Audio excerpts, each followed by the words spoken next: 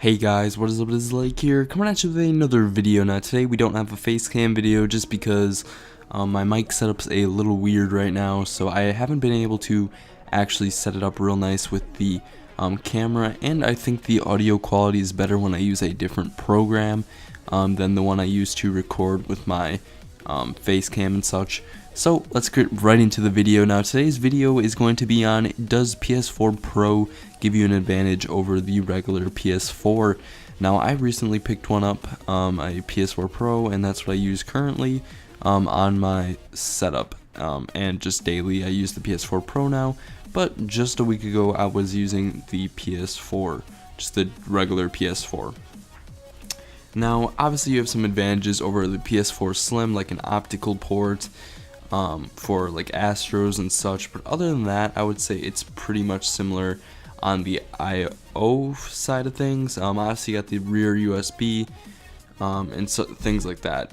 There also is better Wi-Fi connectivity if you actually use Wi-Fi.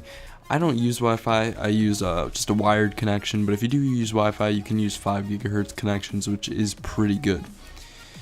Now, in terms of actual performance-wise, I found myself actually doing better in multiplayer games a little bit. I at least found the experience a little more smoother, and I'm using a 1080p display, so my main reason to do this was it was a cheap upgrade for me. It was only $150 after I sold my old PS4, so it was a cheap upgrade, and I just kind of have always wanted one, just because that's the main console I play with. I'm still planning on getting an Xbox eventually, but for right now this will do. I actually was getting a lot, at least about 15 frames per second more per game. So like say I was playing Team Deathmatch, my old PS4 would hover around the 45 to 50 FPS range. In the PS4 Pro I would always stay at a locked 60 frames per second.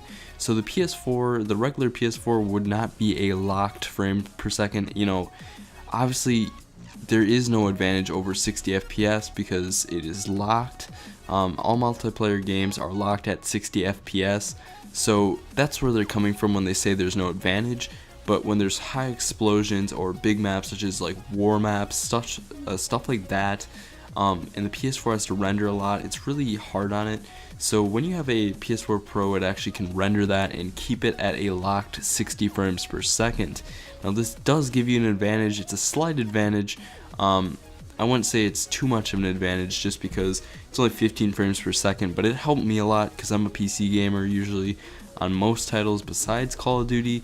So when I was able to actually play Call of Duty at full 60 FPS, I could tell the difference. It was a little less janky, textures looked a little better, and it overall gave me a little bit of an advantage, I thought, because I did get to see shadows a little bit better.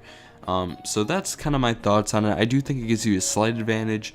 One other thing to note, but this is in the PS4 Slim and the PS4 Pro, if you have a newer DualShock 4 controller with the light bar on the touchpad and you do plug it in through USB, it doesn't force Bluetooth and it'll go through the USB cable, where before it would force Bluetooth with the older DualShock and you would be going through Bluetooth anyway, so you can reduce latency a little bit with this change.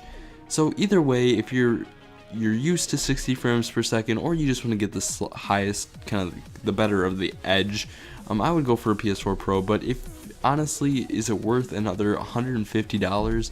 Probably not if you're just a casual player and you don't really care too much. But if you really want to do better in your games, or say you do YouTube and you want to get the best quality content you can possibly, I'd go for the PS4 Pro because currently it's a small upgrade in price.